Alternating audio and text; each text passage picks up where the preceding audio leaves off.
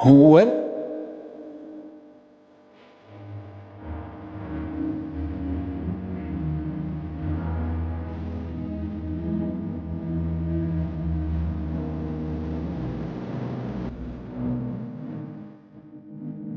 اللہ من الشیطان الرجیم بسم اللہ الرحمن الرحیم۔ سورہ مومنون مکی صورتوں میں سے ایک ہے اور اس کی ابتدائی آیت میں ایک مومن کی پرسنالٹی اللہ نے بنائی ہے۔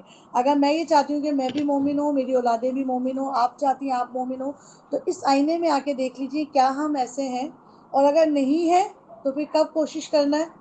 آج، کل کرے سو آج، آج کرے سو ابھی۔ بسم اللہ الرحمن الرحیم۔ قد افلح المؤمنون، یقیناً کامیاب ہو گئے۔ فلاح ہوتا ہے ایکسٹریم الٹیمیٹ کامیابی۔ فلاح ایسی نہیں ہے کہ میں نے یہ کہوں کہ بس میں چھوٹی موٹی کسی چیز میں کامیاب ہو گئی۔ فلاح ایسی کامیابی کو کہا جاتا ہے جس کے پیچھے آپ کے خون پسینہ بہا ہو، جس کے پیچھے آپ کی راتیں جگی ہوں، آپ کی آنکھوں کے نیچے ہلکے پڑے ہوں۔ فلاح کہا جاتا ہے کسان جس محبت سے کھیتی بوتا ہے، آسان ہوتی ہے اس کی محنت، اس کا لمحہ لمحہ اس کھیتی کے ساتھ کنیکٹ ہوتا ہے، سردی گرمی خزاں بہار، اس کا سارا کنیکشن کس سے ہے؟ کھیت سے۔ قد افلح، ایسے ہی مومن کی زندگی بھی نا ایک کھیت کے مانند ہے، وہ اس میں بیج بوتا ہے۔ اللہ کے نبی کی حدیث ہے نا کہ دنیا تمہاری کھیتی ہے اور اس کی کٹائی کب ہوگی؟ آخرت میں۔ یہاں بوگے، جو بوگے وہ کاٹو گے، ببول بویا ہے نا تو ببول ہی کاٹو گے، یہ یاد رکھنا۔ اور اگر خیر بوئی تھی، میٹھے رس بھری کام کیے تھے، تو آخرت میں بھی رسیلا ذائقہ ملے گا۔ تو یقیناً فلاح پائی ایمان لانے والوں میں۔ کون لوگ ہیں ایمان والے؟ الذین هم فی صلاتهم خاشعون، وہ لوگ جو اپنی نماز میں خشوع اختیار کرتے ہیں۔ خشوع کہتے ہیں ایسی کیفیت جس میں آپ کا سر کے ساتھ آپ کا دل بھی جھکتا ہو۔ خشوع، خدا خوفی کی کیفیت۔ ہماری نمازیں تو ہیں بٹ نہ خشوع ہے نہ خضوع ہے۔ خضوع کہتے ہیں ایسی کیفیت جس میں آپ کے جسم پر جو ہے نا اللہ کی اطاعت نظر آئے، عاجزی نظر آئے۔ اور خشوع کہتے ہیں ایسی کیفیت جس میں آپ کے دل میں خدا خوفی نظر آئے۔ خشوع کا تعلق دل سے ہے اور خضوع کا تعلق آپ کی فزیکل باڈی سے ہے۔ حضرت علی رضی اللہ تعالیٰ عنہ کے بارے میں آتا ہے جب وہ اذان سنتے تھے وہ کانپنے لگتے تھے۔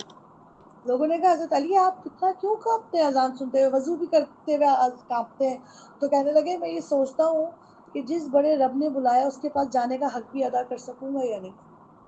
تو اس کی کال سن کے نا، جیسے آپ کے باس کی کال آ جائے تو انسان کی سانس کی کال آ جائے، یا کوئی بھی جس سے آپ ڈرتے ہیں، وہ صرف کال پر بھی ہو تو تم اٹھا لو، تم اٹھا لو، تم اٹھا لو، تو بالکل تمہارے پاس رب کی کال آتی ہے تو حضرت علی کہتے تھے میں اس پکار سے ڈر جاتا ہوں، تو پتہ نہیں میں حق بھی ادا کر سکوں گا یا نہیں۔ دس از خشوع، کہ دل ہے کہ اتر گئے نماز میں۔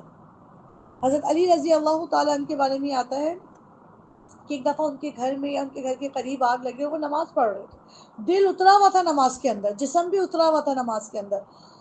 لوگوں نے خوب آوازیں دی، حضرت علی نے کوئی رسپانس نہیں کیا۔ جب وہ نماز سے فارغ ہوئے تو لوگوں نے کہا علی تم نماز پڑھ رہے تھے، ہم تم کو اتنی آوازیں دے رہے تھے، تمہیں آواز نہیں آ رہی تھی؟ تو اتنے معصومیت سے کہنے لگے اچھا جب تم لوگ نماز پڑھتے تمہیں کسی کی آواز آتی ہے پیچھے سے؟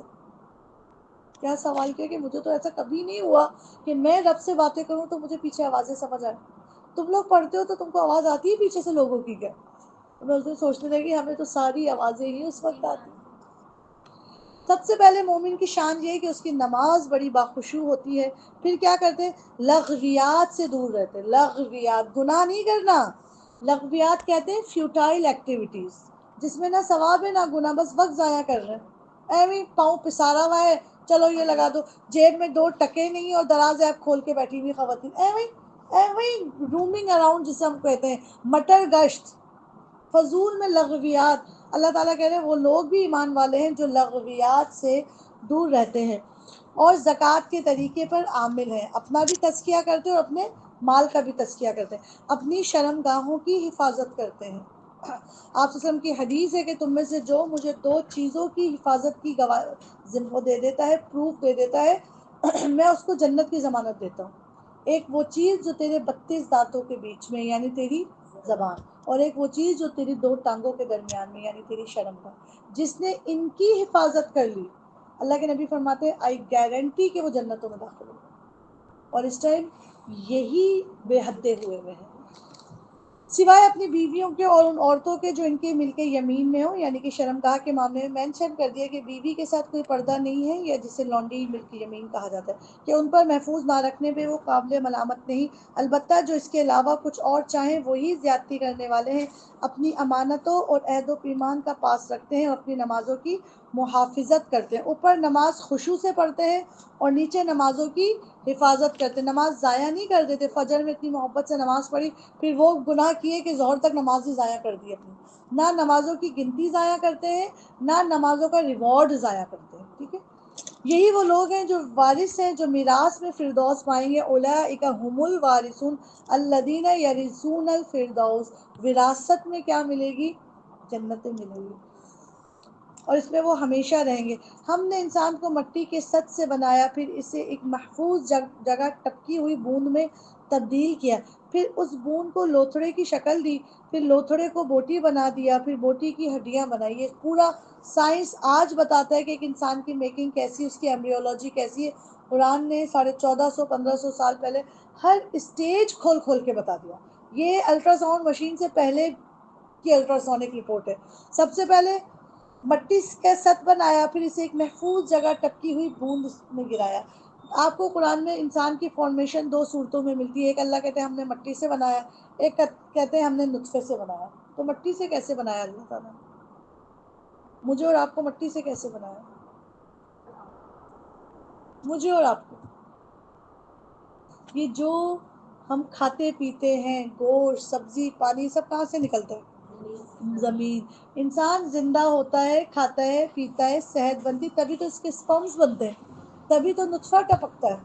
تو اللہ تعالیٰ نے بیسکلی ہم کو مٹی پہ ڈیپینڈنٹ رکھا ہے، تو مٹی سے بھی بنایا اور پھر اس سے بوند سے نطفہ بنایا، پھر بوٹی، پھر اس بوند کو لوتھڑے کی شکل دے دی، پھر اس لوتھڑے کو بوٹی بنا دیا۔ یہ اللہ تعالیٰ کی بڑی پیاری پیاری اسٹیجز ہیں، جب ہم اس کو سائنٹیفکلی پڑھتے ہیں تو ہر اسٹیج کی پیاری سی انداز ہوتا ہے۔ پھر کیا بنا دیا؟ پھر بوٹی کی ہڈیاں بنائی۔ ہم ہڈی پہ بوٹی چڑھاتے ہیں، اللہ نے بوٹی میں ہڈی فکس کی ہے، کیا سبحان اللہ۔ پھر ہڈیوں پر گوشت چڑھایا، مسلز ہمارے بنائے، پھر اسے ایک دوسری ہی مخلوق بنا کر کھڑا کیا۔ دیکھیں آپ کی الٹرا ساؤنڈ کی تصویر دیکھیں اور اپنے آئینے میں تصویر دیکھیں، لگتا ہے یہ ہمیں اور ہمیں ہیں۔ آپ کے بچوں کی اگر الٹرا ساؤنڈ کی آج بھی امیجز موجود ہیں تو سمجھو ایک پانی کا بال ہے، تھیلی ادھر گھوم رہی ادھر گھوم رہی، کیا ہی پھر وہ ذرا کچھ زمانہ گزرتا ہے وہ دلہن بن کے اسٹیج پہ بیٹھی ہوئی ہوتی ہے۔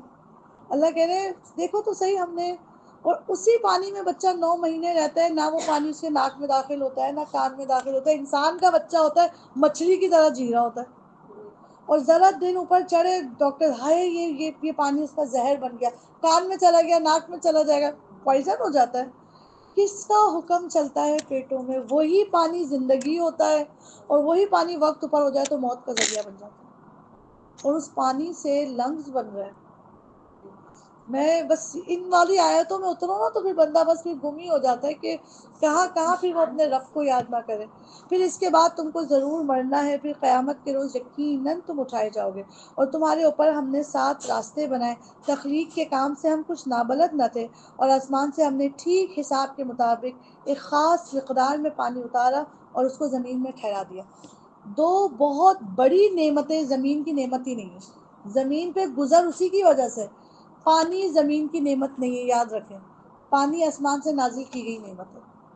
پہلے اللہ تعالیٰ نے ایک اسپیسیفک اماؤنٹ میں آسمان سے پانی برسایا، وہ زمین میں جذب ہوا، تو یہ جو آپ کو بورنگ کا پانی ملتا ہے، سمندر بہائے، اس لیے قیامت کے قریب جو سب سے پہلے نعمت اٹھا لی جائے گی وہ پانی اٹھا لیا جائے گا، یہ کیونکہ یہ امانتاً آپ کے پاس آئے گا، اور امانت ضائع نہیں کی جائے گی، امانت اٹھا لی جائے گی۔ اس لیے سورہ ملک کے آخر میں آیت بھی آتی ہے، قُلْ أَرَأَيْتُمْ إِنْ أَصْبَحَ مَاؤُكُمْ غَوْرًا، اگر ہم سارا کا سارا پانی اتار دیں، کون ہے جو تم کو پانی کی سوتیں نکال کر دے دے گا؟ تو یہ جو زمین پر پانی ہے نا، جو میری زندگی کا بیس ہے، اٹس اونلی گفٹیڈ بائی آسمان، اللہ نے آسمانوں سے بھیجا۔ دوسری آپ کی زندگی کا ایک اور بڑا گزر بسر ہے آئرن کے اوپر، لوہا۔ آپ کے گھر، یہ برج، یہ سارا انفراسٹرکچر کس پہ کھڑا ہوا ہے؟ سریوں پر۔ یہ سریے کس سے بنتے ہیں؟ آئرن پر۔ اور اس آئرن کو بھی اللہ تعالیٰ نے اس دنیا میں پیدا نہیں کیا ہے، یہ سورہ حدید میں بھی انشاءاللہ ہم پڑھیں گے، آئرن آسمانوں سے اتارا گیا۔ ہم ایسے مزے کر رہے ہیں نا اللہ کی چیزوں کے اوپر، اور ذرا توفیق نہیں ہے کہ ان چیزوں کو استعمال کر کے شکریہ کس کا کر دیں۔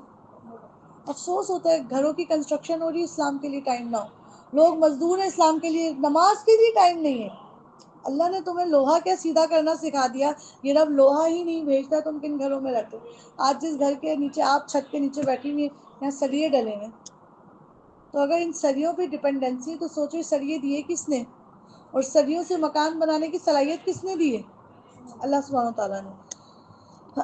ہم اس سے ایک خاص مقدار میں پانی اتارا اور اس کو زمین میں ٹھہرا دیا، ہم اسے جس طرح چاہیں غائب کر سکتے ہیں۔ پھر اس پانی کے ذریعے سے ہم نے تمہارے لیے کھجور اور انگور کے باغ پیدا کر دیے، تمہارے لیے ان باغوں میں بہت سے لذیذ پھل ہیں اور ان سے تم روزی حاصل کرتے ہو۔ اور وہ درخت ہے جو ہم نے پیدا کیا ہے جو طور سینا سے نکلتا ہے، زیتون کے درخت کی طرف اشارہ ہے، تیل بھی لیے ہوئے اگتا ہے اور کھانے والوں کے لیے سالن بھی ہے۔ جی یہ کہہ رہے تھے وَالصِّبْغٍ لِلْآكِلِينَ، حضرت عمر نے کہا تھا کہ زیتون کا تیل وہ تو اپنے آپ میں پورا ایک کھانا ہے، سالن ہے۔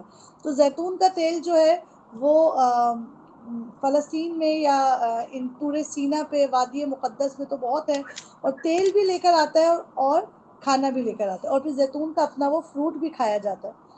حقیقت یہ ہے کہ تمہارے لیے مویشیوں میں بھی ایک سبق ہے، ان کے پیٹوں میں جو کچھ ہے اس میں سے ایک چیز یعنی دودھ ہم تمہیں پلاتے ہیں، اور تمہارے لیے ان میں بہت سے دوسرے فائدے ہیں، ان کو تم کھاتے ہو اور ان پر اور کشتیوں پر سوار بھی کیے جاتے ہو۔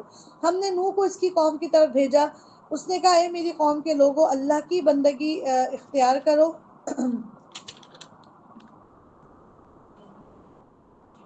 ٹھیک ہے جی، اس سے آگے جو قوموں کے ذکر آ رہے ہیں نا، اس کو آپ لوگ خود پڑھ لیجئے گا، میں آگے سے رکوع نمبر 4 سے شروع کر رہی ہوں۔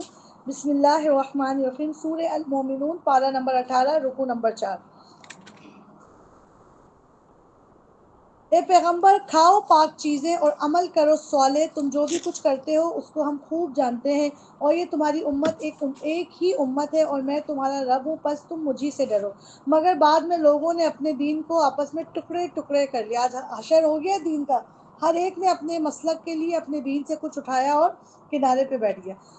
ہر گروہ کے پاس جو کچھ ہے وہ اسی میں مگن ہے، کوئی اپنی ایک کتاب لے کر مگن ہے، کوئی اپنی دوسری کتاب لے کر مگن ہے، کوئی اپنا ہرا جھنڈا اور ہرا ٹربن پگڑی لے کر مگن ہے، کوئی اپنے جو ہے نا جماعتیں لے کر مگن ہے، کوئی اپنے قافلے لے کر مگن ہے۔ دین تب امپریسو ہوتا ہے جب وہ اکٹھا ہوتا ہے، اور ہم نے دین کو کیا کر دیا؟ ٹکڑوں ٹکڑوں میں بانٹ لیا۔ کتنے گھر آپ ایسے دیکھیں گے وہاں پردے کا بہت اہتمام ہے، بہت اہتمام ہوتا ہے، لیکن بیٹے ان کے بینک کی نوکریاں کر کے سود کھا رہے، کہیں حلال کمائی کا بہت اہتمام ہوتا ہے بٹ نمازیں کھا جاتے ہیں۔ دین کیسا چاہیے اللہ تعالیٰ کو؟ یا ایھا الذین آمنوا ادخلوا فی السلم کافہ، پورے کے پورے دین میں آنا ہے۔ اچھا تو چھوڑو انہیں، ڈوبے رہیں اپنی غفلت میں ایک وقت خاص تک۔ کیا یہ سمجھتے ہیں کہ جو ہم انہیں مال اور اولاد سے مدد کیے جا رہے ہیں تو گویا انہیں بھلائیاں دینے میں سرگرم ہے؟ نہیں، اصل معاملے کا انہیں شعور نہیں۔ حقیقت میں تو جو لوگ اپنے رب کے خوف سے ڈرنے والے ہوتے ہیں اور جو اپنے رب کی آیات پر ایمان لاتے ہیں۔ رکوع نمبر 4، آیت نمبر 57۔ اور اور اپنے رب کے ساتھ کسی کو شریک نہیں کرتے ہو، جن کا حال یہ ہے کہ دیتے ہیں جو کچھ بھی دیتے ہیں، اور دل ان کے اس خیال سے کانپتے رہتے ہیں کہ ہمیں اپنے رب کی طرف پلٹنا ہے، وہی بھلائیوں کی طرف دوڑنے والے اور سبقت کر کے انہیں پا لینے والے ہیں۔ اللہم اجعلنا منہم، یا اللہ ہمیں بھاگ بھاگ کے دوڑ دوڑ کے نیکیاں حاصل کرنے والا بنا دیجیے۔ ہم کسی شخص کو اس کی مقدرت سے زیادہ تکلیف نہیں دیتے، ولا نکلف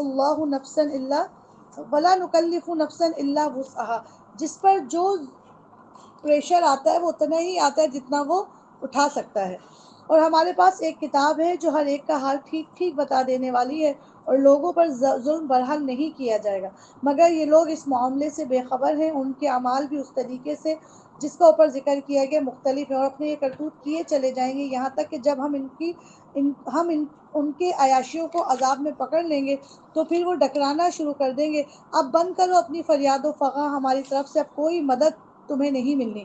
میری آیات سنائی جاتی تھی تو تم رسول کی آواز سنتے ہی الٹے پاؤں بھاگ نکلتے تھے، اپنے گھمنڈ میں اس کو خاطر ہی میں نہ لاتے تھے، اپنے چوپالوں میں اس پر باتیں چھانٹتے تھے اور بکواس کیا کرتے تھے، تو کیا ان لوگوں نے کبھی اس کلام پر غور نہیں کیا؟ یا وہ کوئی ایسی بات لایا ہے جو کبھی ان کے اسلاف کے پاس نہ آئی تھی؟ یا یہ اپنے رسول سے کبھی واقف نہ تھے کہ انجانا آدمی ہونے کے باعث اس سے بدکتے ہیں، یا اس بات پر قائل ہیں کہ وہ مجنون ہے؟ حالانکہ نہیں، بلکہ وہ حق لایا ہے، اور حق ان کی اکثریت کو ناگوار ہے۔ میجورٹی حق سننا ہی نہیں چاہتے ہیں، اور حق اگر کہیں ان کی خواہشات کے پیچھے چلتا تو زمین اور آسمان اور ان کی ساری آبادی کا نظام درہم برہم ہو جاتا۔ نہیں، بلکہ ہم ان کا اپنا ہی ذکر ان کے پاس لائے ہیں، اور وہ اپنے ہی ذکر سے منہ موڑ رہے ہیں۔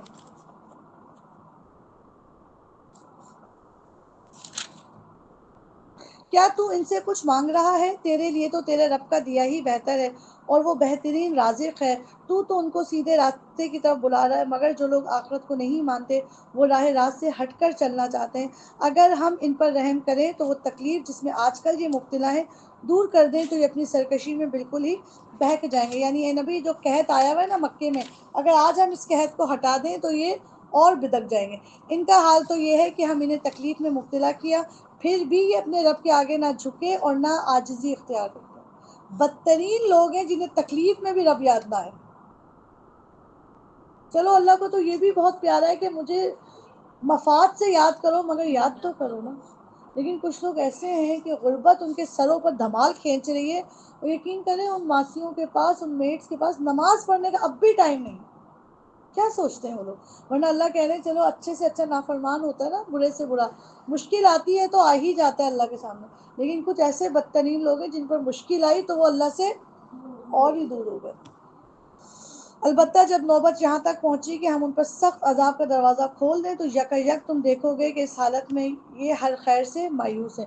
وہ اللہ ہی تو ہے جس نے تمہیں سننے اور دیکھنے کی قوتیں دی اور سوچنے کو دل دیے۔ اللہ قرآن میں کہتا ہے کہ انسان ڈیسیژنز کہاں سے لیتا ہے؟ دل سے۔ قرآن میں کبھی بھی دماغ کو بلیم نہیں کیا گیا، اور ہم کیا کہتے ہیں؟ دماغ ہمارا کام کرتا ہے، ہم دماغ سے فیصلے کرتے ہیں، جبکہ اپنی ڈیلی بیسس پہ ذرا اپنی باتوں پہ غور کریں، ہم بولتے کیا ہیں؟ میرے دل کر رہا تھا، میرا دل نہیں چاہ رہا تھا، میرا دل چاہتا ہے، میرے دل سے اتر گئے ہو، میرے دل پہ چڑھ گئے ہو۔ سارے فیصلے کر کون رہے؟ دو سوٹ آپ رکھیں، نیلا پہنوں یا پیلا، دل کر رہا ہے کہ نیلا پہن لوں، تو فیصلہ کس نے کیا؟ تو اللہ تعالیٰ کہے ہم نے تمہیں سوچنے سمجھنے کے لیے دماغ نہیں دیا، دل دیے ہیں، مگر تم ہو کہ کم ہی شکر گزار ہوتے۔ وہی ہے جس نے تمہارے لیے زمین میں پھیلا دیا، تمہیں زمین میں پھیلا دیا، اسی کی طرف تم سمیٹے جاؤ گے۔ وہی زندگی بخشتا ہے اور وہی موت دیتا ہے، گردش لیل و نہار اسی کے قبضہ قدرت میں۔ کیا تمہاری سمجھ میں یہ بات نہیں آتی؟ اس قرآن میں اللہ کتنی بار کہہ رہے سب میں دیتا ہوں تو میرے پاس کیوں نہیں آتے ہو؟ پھر لڑک کے کبھی ادھر اور کبھی ادھر چلے جاتے ہو۔ مگر یہ لوگ وہی کچھ کہتے ہیں جو ان کے پیش رو کہہ چکے ہیں۔ یہ کہتے ہیں کہ کیا جب ہم مر کے مٹی ہو جائیں گے اور ہڈیوں کا پنجر رہ جائیں گے تو کیا ہم کو پھر سے زندہ کر کے اٹھایا جائے گا؟ ہم نے بھی یہ وعدے بہت سنے اور ہم سے پہلے ہمارے باپ دادا بھی سنتے رہے ہیں، یہ محض افسانہ ہائے پارینہ ہے۔ ان سے کہو بتاؤ اگر تم جانتے ہو کہ زمین اور اس کی ساری آبادی کس کی ہے؟ یہ ضرور کہیں گے کہ اللہ کی۔ کہو پھر تم ہوش میں کیوں نہیں آتے؟ ان سے پوچھو ساتوں آسمان اور عرش عظیم کا مالک کون ہے؟ یہ ضرور کہیں گے اللہ۔ پھر کہو تم ڈرتے کیوں نہیں؟ ان سے کہو بتاؤ اگر تم جانتے ہو کہ ہر چیز پر اقتدار کس کا ہے اور وہ کون ہے جو پناہ دیتا اور اس کے مقابلے میں کوئی پناہ دے نہیں سکتا؟ یہ ضرور کہیں گے یہ بات تو اللہ ہی کے لیے ہے۔ پھر کہو فَأَنَّىٰ تُسْحَرُونَ، پھر تم کہاں سے پلٹائے جا رہے ہو؟ دھوکہ کہاں سے ہو رہا ہے؟ جب سب اللہ کرتا ہے۔ جو امر حق ہے وہ ان کے سامنے لے آئے ہیں، اور کوئی شک نہیں کہ یہ لوگ جھوٹے ہیں۔ اللہ نے کسی کو اپنی اولاد نہیں بنایا اور کوئی دوسرا خدا اس کے ساتھ نہیں۔ اگر ایسا ہوتا تو ہر خدا اپنی خلق کو لے کر الگ ہو جاتا۔ اگر ایک سے زیادہ خدا ہوتے تو کیا ہوتا؟ کچھ آدمی کچھ خدا کا فیوریٹ ہوتا، کچھ خدا کے فیوریٹ ہوتے، عذاب آنے لگتا یہ خدا والا، یہ والا خدا کہتے نہیں نہیں نہیں یہ میری تو پوجا کرتے، چل تیری نہیں کرتے، وہ اپنے بندے لے کر الگ ہو جاتا۔ زمین میں کائنات میں ایسا سکون ہوتا جو آج ہے؟ تو اللہ تعالیٰ کہہ رہے ہیں کہ سب الگ ہو جاتے اور پھر ایک دوسرے پر چڑھ دوڑتے، خداؤں میں بھی لڑائی ہونا شروع ہو جاتی۔ پاک ہے اللہ ان باتوں سے جو یہ لوگ بناتے ہیں، کھلے اور چھپے کا جاننے والا اور بالا اور برتر ہے اس شرک سے جو یہ لوگ تجویز کر رہے ہیں۔ اے نبی دعا کرو کہ پروردگار جس عذاب کی ان کو دھمکی دی جا رہی وہ اگر میری موجودگی میں تو لے آئے تو اے میرے رب مجھے ان ظالم لوگوں میں شامل نہ کیجیے، اور حقیقت یہ ہے کہ ہم تمہاری آنکھوں کے سامنے ہی وہ چیز لے آنے کی پوری قدرت رکھتے ہیں جس کی ہم انہیں دھمکی دے رہے ہیں۔ اے نبی صلی اللہ علیہ وآلہ وسلم، بہت پیاری آیت ہے، اور یوں سمجھ لیجئے کہ ایک لائف کا اللہ تعالیٰ نے پیٹرن بتا دیا۔ ادفع باللتی ہی احسن السیئہ، اے نبی برائی کو اس طریقے سے دفع کرو جو بہترین ہو۔ اسلام میں بحث برائے بحث، گالم گلوچ برائے گالم گلوچ نہیں ہے۔ تم پتھر مارو ہم اینٹ ماریں گے، یہ اسلام نہیں ہے۔ برائی کو کس سے دفع کرو؟ پہلے بھلائی سے۔ آپ صلی اللہ علیہ وسلم کا دین پھیلا کس سے ہے؟ ان کی برائی کے بدلے میں رسول اللہ ان کے منہ پہ ان کو دعا دے کر جاتے تھے۔ وہ جو میں نے آپ کو ایک ضعیفہ کا قصہ سنایا تھا، راستے بھر رسول اللہ کو خود ہی کہتی تھی محمد سے نہ ملنا، اور جب اللہ کے نبی نے اس گردن جھکا کر کہا کہ میں محمد ہوں تو کیا کیفیت ہو گئی تھی اس کی۔ تو ادفع باللتی ہی احسن، ضروری نہیں ہے کہ ہر بد اخلاقی کے جواب میں ہم کیا ہو جائیں۔ اللہ تعالیٰ کے برائی کو دفع کرنے کے لیے کیا چاہیے تم کو؟ احسن اخلاق چاہیے۔ نحن اعلم بما یصفون، ہم جانتے ہیں یہ لوگ جو تمہارے باتیں میں باتیں چھاٹتے ہیں۔ اور آگے اللہ تعالیٰ کہہ رہے ہیں وَقُلْ رَبِّ أَعُوذُ بِكَ مِنْ حَمَزَاتِ الشَّيَاطِينِ، اپنے رب سے کہو کہ اللہ مجھے شیاطین کے حمزات سے بچا لیجیے۔ آپ کے ساتھ، ہر انسان کے ساتھ ایک شیطان کا بچہ ہے، اسے حمزات کہا جاتا ہے۔ وہ آپ کو گناہوں کی طرف اٹریکٹ کرتا ہے۔ رسول اللہ نے فرمایا میرا حمزات بھی مسلم ہے۔ رسول اللہ نے اپنے حمزات کو بھی کلمہ پڑھا دیا تھا، ورنہ یہ جو آپ کا بدی کی خواہش ہے نا، گناہ، نیکی کے ماحول میں بیٹھ کے بھی گناہ کا جو ہے نا خیال آ جاتا ہے کبھی کبھار دل میں، یہ حمزات کی طرف ہے۔ اور اللہ نے کہا کہ لوگوں کے ساتھ ان کی برائی کے بدلے میں اچھا اخلاق کرو۔ نیچے بتا دیا کہ تم کرنا چاہو گے، تمہیں شیطان آ کے کہے گا تمہیں یاد نہیں تمہاری بیٹی کی شادی میں انہوں نے کیا کیا تھا، اس ٹائم اس سے پناہ مانگ لو۔ وَقُلْ رَبِّ أَعُوذُ بِكَ مِنْ حَمَزَاتِ الشَّيَاطِينِ وَأَعُوذُ بِكَ رَبِّ، جی، بلکہ اے میرے رب میں تو اس سے بھی تیری پناہ مانگتا ہوں کہ وہ میرے پاس آئے۔ شیطان جو ہے، رسول اللہ نے آپ کو پتہ ہے شیطان کی جگہ کہاں بتائی ہے آپ کے وجود میں؟ اس میں تو ذرا سی دیر کے لیے آتے ہیں حضرت صاحب، خون میں۔ آپ صلی اللہ علیہ وسلم نے فرمایا کہ شیطان تمہارے رگوں میں بلڈ بن کے دوڑ رہا ہے، اور جو چیز بلڈ میں اترتی ہے وہ بہت لمبی جمتی ہے۔ تو یہ اللہ کے نبی نے صحابہ سے کہا تھا مجھے تم سے ڈر نہیں ہے، لیکن ایک دفعہ آپ صلی اللہ علیہ وسلم اعتکاف بیٹھے ہوئے تھے اور حضرت صفیہ کو نا ذرا مسجد سے تھوڑا باہر تک ڈراپ کرنے آئے، ٹھیک ہے، کیونکہ ان کے آگے پیچھے ہم نے پڑھا تھا نہ میکہ تھا نہ سسرال تھا، تو اندھیرے کا وقت تھا، عشاء کے بعد کا وقت تھا، تو دو صحابی رسول اللہ کو نا ایسے کراس کر کے گزرے، آپ کے ساتھ آپ کی دلہن تھی صفیہ، تو اللہ کے نبی نے دونوں کو واپس بلایا، ادھر آؤ، میرے ساتھ میری دلہن صفیہ ہے اس وقت۔ تو صحابہ نے کہا معاذ اللہ، اللہ کے نبی ہم آپ کے بارے میں کچھ برا سوچیں گے؟ تو آپ نے کہا کہ تم نہیں سوچو گے، مگر جو رگوں میں شیطان دوڑ رہا ہے یہ ضرور تم کو سچوا دے گا۔ اور بہت امپورٹنٹ بات آپ کو تو ہم سمجھتے ہیں کہ سارے شیطان ان ریئل قید میں بند ہو جاتے ہیں، جی نہیں، اللہ سبحانہ تعالیٰ نے ایک محاورے کا استعمال کیا ہے کہ شیطانیت بند ہو جاتی ہے، ورنہ رمضان ہی تھے جو رسول اللہ صحابہ سے اعتکاف کے دنوں میں کہہ رہے تھے کہ تمہارے رگوں میں جو شیطان دوڑ رہا ہے نا، مجھے ڈر ہے کہ یہ تم کو میری طرف سے خائف نہ کر دے۔ تو بیسیکلی شیطانیت قید ہو جاتی ہے۔ یہ لوگ اپنی کرنی سے باز نہ آئیں گے، یہاں تک کہ جب ان میں سے کسی کی موت آ جائے گی تو کہنے لگیں گے قال رب ارجعون، اے میرے رب مجھے اس دنیا میں واپس چھوڑ دے جو میں آیا ہوں چھوڑ، امید ہے کہ اب میں نیک عمل کروں۔ جب تم میں سے کسی ایک کو موت آئے گی تو اللہ کے سامنے ساری اپنی ہوشیاریاں چھوڑ دیں گے اور کیا کہیں گے، ایک بار چانس ملے اللہ دوبارہ دنیا میں جانا چاہتا ہوں، کیا کروں گی دنیا میں جا کے؟ ویٹ لوز کروں گی، کیا کروں گی؟ اچھے کپڑے سیوں گے، لعلی عمل صالحا، شاید اب میں کوئی نیک عمل کر کے آؤں، ہرگز نہیں، یہ تو ایک بات ہے جو تو منہ سے بک رہا ہے، ان سب مرنے والوں کے پیچھے ایک برزخ حائل ہے دوسری زندگی کے دن تک، پھر جو ہی کے سور پھونک دیا جائے گا ان کے درمیان پھر کوئی رشتہ نہ رہے گا اور نہ وہ ایک دوسرے کو پوچھیں گے، اس وقت جن کے پلڑے بھاری ہوں گے وہی فلاح پائیں گے، اور جن کے نیکی کے پلڑے ہلکے ہوں گے وہی لوگ ہوں گے جنہوں نے اپنے آپ کو گھاٹے میں ڈال رکھا ہے، وہ جہنم میں ہمیشہ رہیں گے، آگ ان کے چہروں کی کھال تک چاٹ جائے گی۔ اللہ اکبر کبیرہ۔ تلفح وجوہہم النار وہم فیہا کالحون، اور وہ کیسے پڑے رہیں گے، کھال ان کے چہروں کی آگ ان کے چہروں کی کھال تک چاٹ جائے گی اور ان کے جبڑے باہر نکل آئیں گے۔ تم وہی لوگ نہیں ہو کہ میری آیات تمہیں سنائی جاتی تھی تو تم انہیں جھٹلاتے تھے؟ وہ کہیں گے اے ہمارے رب، ہماری بدبختی ہم پر چھا گئی تھی، ہم واقعی گمراہ لوگ تھے، اے پروردگار اب ہمیں یہاں سے نکال دے، پھر ہم ایسا قصور کریں تو ظالم ہوں گے۔ اللہ تعالیٰ جواب دے گا دور رہو میرے سامنے سے اور پڑے رہو اس میں اور مجھ سے بات تک نہ کرو۔ اللہ اکبر کبیرہ۔ وہ اللہ جو آج ایسی آنکھ سے آنسو نکل جائے نا رات میں اٹھ کے اللہ کی یاد میں، تو اللہ کہتے ہیں میں تمہیں جہنم سے صدیوں دور کر دوں گا۔ تم ایک بار میرے خوف سے کانپو تو صحیح، جتنی دیر تمہارے رونگٹے کھڑے رہیں گے میں تمہارے اعمال نامے سے گناہ مٹا دوں گا۔ تم کیا اللہ کو آواز دو گے جو آدھی رات کو آ کے میں تم کو آواز دیتا ہوں؟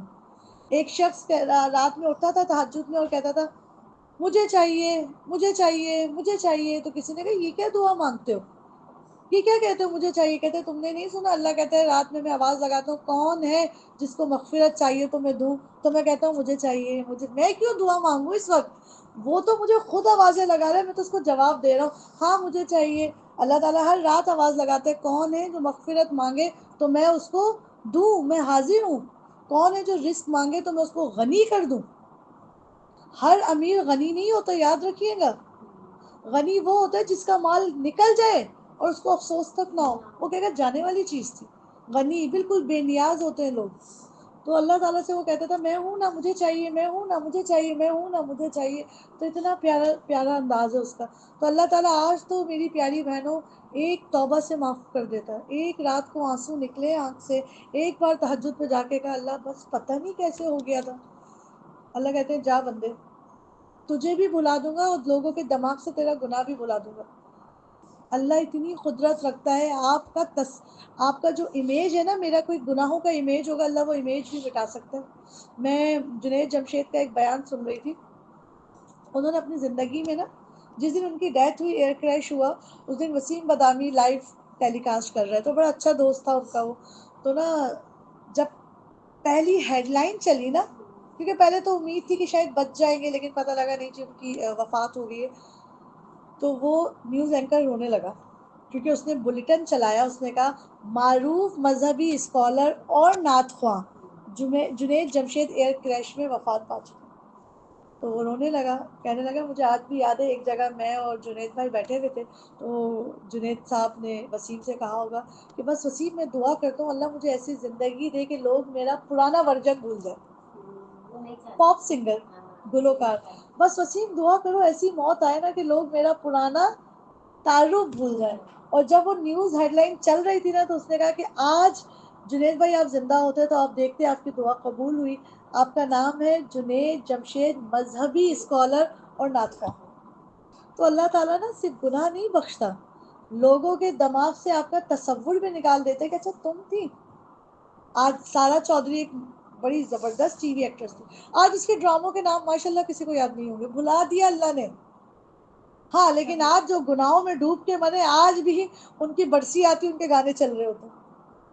تو آپ نے جو محنت کرنی ہے نا آج تو اللہ لمحوں میں ماننے کو تیار ہے، جھوٹا جھوٹا بھی پکارو گے نا وہ سچا سچا آنے کو تیار ہے، اور جہنم میں سچا سچا بھی پکارو گے نا اللہ تعالیٰ کہتے ہیں یہ ہم سے دعا مانگے ربنا اخرجنا منہا، اللہ ہم کو ان سے نکال دیجئے، فَإِنْ اُدْنَا اگر ہم دوبارہ پہلی جیسی لائف اڈاپٹ کریں، فَإِنَّا ظَالِمُونَ تب تو میں بہت ظالم ہوں گی، قَالَ اخْسَعُوا فِيهَا وَلَا تُكَلِّمُونَ لوگ گھٹنوں کے بل بیٹھ کے اللہ کو منا رہے ہوں گے اور اللہ تعالیٰ کہیں گے خسیو، عربی میں خسیو کہتے ہیں کتے کو دھتکارنے کو،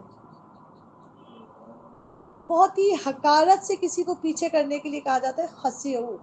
آپ کو کتا اگر بھگانا بھی ہو نا تو آپ پتھر ڈھونڈتی ہیں، اپنا آئی فون نہیں مارتی اس کو، کیونکہ اس کی ویلیو نہیں ہے آپ کی نظر میں آئی فون والی، سمجھ آ رہی ہے؟ تو اللہ سبحانہ تعالیٰ نے کہا قال اخسعوا دفع ہو جاؤ، دفع دور۔ آج تو اللہ تعالیٰ شفیق ہے، رحیم ہے، قیامت کے دن جبار ہے، منتقم ہے، بھرپور عدل کرے گا۔ اور کیا کرو ولا تکلمون آج مجھ سے بات مت کرو، میں تم سے بات کرنا چاہتا تھا دنیا میں تم نے سنا ہی نہیں مجھ کو، انہو کان فریق من عبادی، اللہ تعالیٰ جواب دے گئے دور رہو میرے سامنے سے، پڑے رہو اسی میں اور مجھ سے بات نہ کرو۔ تم وہی لوگ ہو نا کہ تم وہی لوگ تو ہو کہ میرے کچھ بندے جب کہتے تھے کہ اے پروردگار ہم ایمان لائے، ہمیں معاف کر دے، ہم پر رحم کر، تو سب رحیموں سے اچھا رحیم ہے، تو تم نے ان کا مذاق بنا لیا، یہاں تک کہ ان کی ضد نے تمہیں یہ بھی بھلا دیا کہ میں بھی کوئی ہوں۔ جب کوئی کسی مسلمان کا مذاق اڑاتا ہے تو بیسکلی وہ کس کا مذاق اڑاتا ہے؟ اسلام کا مذاق اڑاتا ہے، اللہ کی آیات کا مذاق اڑاتا ہے، اور تم ان پر ہنستے رہے۔ آج ان کی صبر کا میں نے پھل یہ دیا کہ وہی کامیاب ہے۔ پھر اللہ تعالیٰ ان سے پوچھے گا بتاؤ زمین میں کتنے سال رہے؟ وہ کہیں گے ایک دن یا دن کا کچھ حصہ ہم وہاں ٹھہرے ہیں، شمار کرنے والوں سے پوچھ لیجئے۔ ارشاد ہوگا تھوڑی ہی دیر ٹھہرے تھے نا، تھوڑی سی دیر ٹھہرے تھے، کاش تم نے یہ اس وقت جانا ہوتا۔ کیا تم نے یہ سمجھ رکھا تھا کہ ہم نے تمہیں یوں ہی فضول پیدا کیا ہے اور تمہیں ہماری طرف کبھی پلٹ کر نہیں آنا ہے؟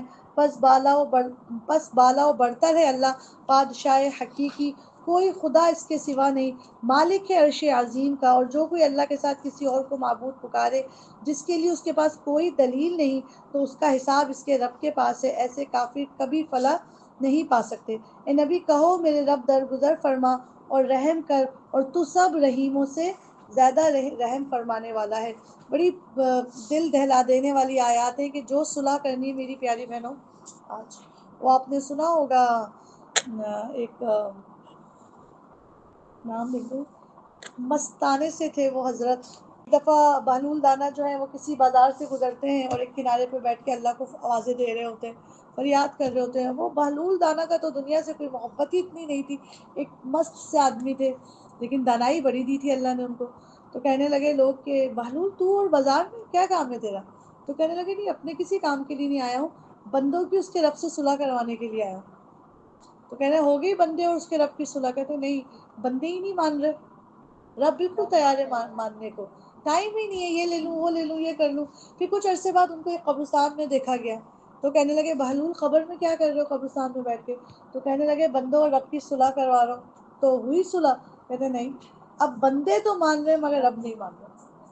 تو جو منانا ہے نا رب کو، وہ آج تو رب کے بندے مناتے مناتے ہم پاگل ہو گئے، یہ مانیں گے کبھی؟ یہ کبھی نہیں مانیں گے۔ میں کہتی ہوں ایک مہینے میں پورے قرآن سے گزر جانا یہ آیات، اس کے بعد دل ایسے سے ایسے نہ پلٹ جائے تو بھائی پھر کس دن کا انتظار ہے ہمیں؟ حریص کیوں نہیں ہے ہم طالب کے، حریص کیوں نہیں ہے ہم ہدایت